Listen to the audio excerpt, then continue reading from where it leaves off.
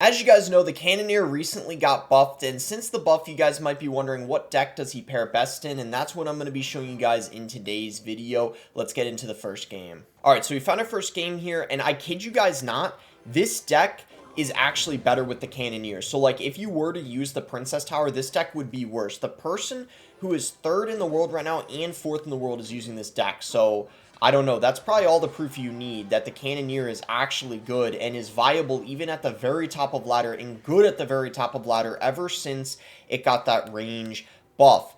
Now, you do have to use it in the right deck, which is why the Cannoneer, you're seeing it with Mortar and Cannon specifically, those two cards. It's really good with buildings because after the range buff, now when you pull things to the middle, both towers are going to end up hitting it, kind of like the Princess Tower. And even though the Cannoneer has less health, the reason why it pairs so well in this Mortar deck is because Mortar's a very defensive building.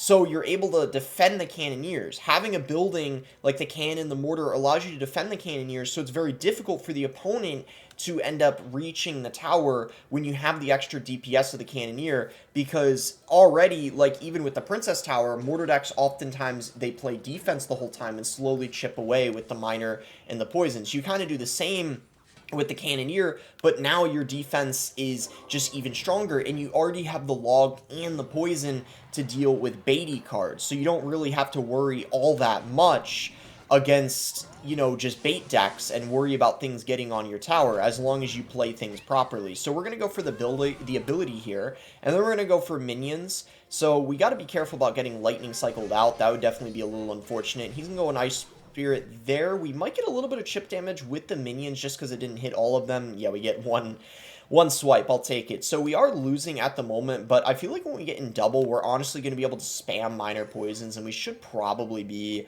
alright. If I remember correctly, he did end up using the arrows, so we know he does have that. Let's go for our Evo Mortar here and see what he wants to do. He's going to do the same thing, so I guess smart play on his end over there to do that. He knows what to do. So there we go, and just split the guards, and then we're just going to go for a log here to clean up, and that should be completely fine. We got rid of that Evo Mortar. That was really good stuff over there. I'm happy with that defense. Oh, wow, I don't know what he was doing with that lightning. That was a very aggressive lightning over there by him. So we're going to get a poison down on top of the queen. That's going to be really good stuff over there. I personally, guys, it's hard to say if Queen is better right now or Little Prince. In this Mortar deck, though, I will say the Little Prince, I do believe, is better because it gives you that faster cycle. And you don't really need to have the Queen for, I don't know, the DPS when you already have the guards, which just do so much DPS now, which is why I have them in the deck instead of the goblins. And I don't know, it would just be really tough to beat lightning decks. I feel like this is a perfect example of that. We're against lightning right now, and if we had the queen, it would be a lot harder. That sucked. The mortar just locked on my tower. That is bad news for us. That is not what I wanted at all. At all. Not what I wanted. We're going to go guards over here. Going to get a log going. Boom! That's going to take out the queen. The Cannoneer does amazing against the queen. That is one thing I've noticed. We got to get that down. Mortar is on the tower. He gets a lightning, though, but I believe we're still going to get a shot. That's a big-time shot over there.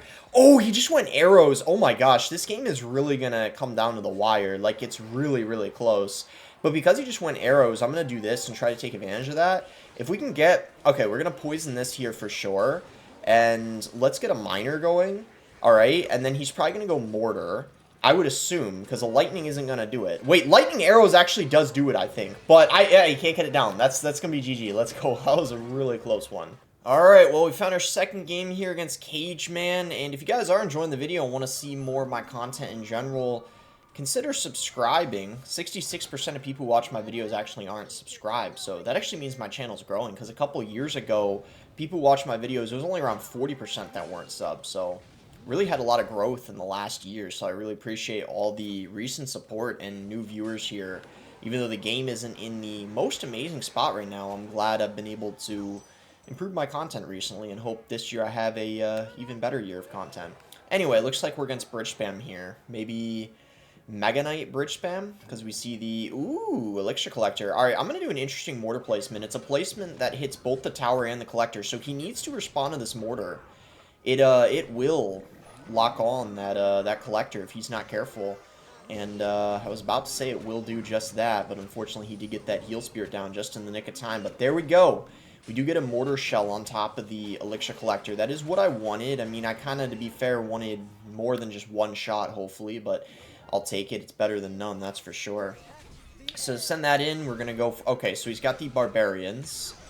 So I feel like this is... Oh, I was going to say this is probably a pretty decent matchup, but because he has the arrows, that's nice. The Cannoneer one-shots those. That's pretty clutch. But because he got the arrows are going to be pretty good against the guards. Ooh, wait a minute. Wait, I forgot after the guards buff, they don't die to them anymore. I forgot about that. Hold your horses for a second.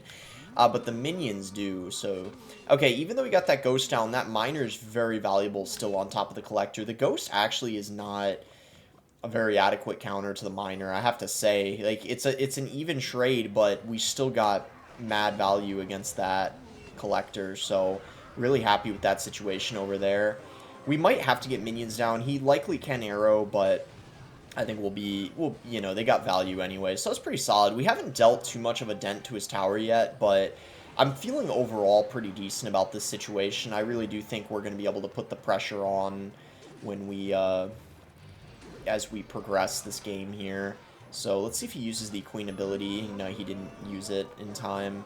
Alright, we'll just log all those, and then we're probably going to have to get minions down. Ooh, we're going to...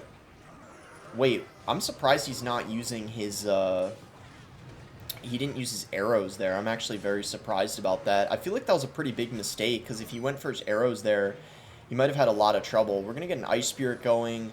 There's the arrows. Boom, over there. Guards on top of the tower. Okay, guards putting in work. Holy cow. So let's get a defensive miner going here. And then mortar. I really want the battle ram not to charge, yet didn't. He went for a bandit. I don't know if the purpose of that bandit was predicting a mortar and distracting it. I have to say, this guy is playing very well. We got to actually be pretty cautious about what we do here. He's playing quite well. He's making me work this game, even though we might end up winning. He's putting up a really good fight. This is going to be a close one. Alright, so let's see. We're going to get minions going here. He did use his arrows already. We're going to have a little bit of dual lane pressure, actually. Let's get a ice spirit in the mix here as well. And he is going to go for the queen, but she is going to take some damage, which is really good for us. Let's try to get a little prince going. Same lane as the queen, but also dealing with that ghost. And then get a log going here.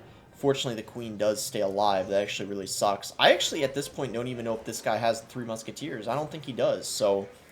We're going to go for a fat poison on top of that collector over there, and he's going to go for a battle ram. Let's make sure we get that ghost pulled towards the middle. We're going to get a poison going on defense, actually, and then I was scared of that queen locking on my tower, but I might regret using those guards on the queen instead of the bandit.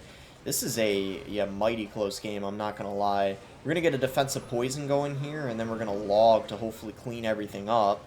And then we're going to get guards going here, and he is going to go arrows. It's not going to hit all the guards, though. And then we're going to go for our Evo Mortar, and we're going to go for the minions because he just used the arrows. Ooh! Battle Ram! Not placed where it needed to be. He knows it. He whips out the Goblin emote, and that is going to be GG. Hope you guys enjoy the video. Give this deck a try. I'm telling you guys, it's better with the Cannoneer than the Princess Tower, at least as of now.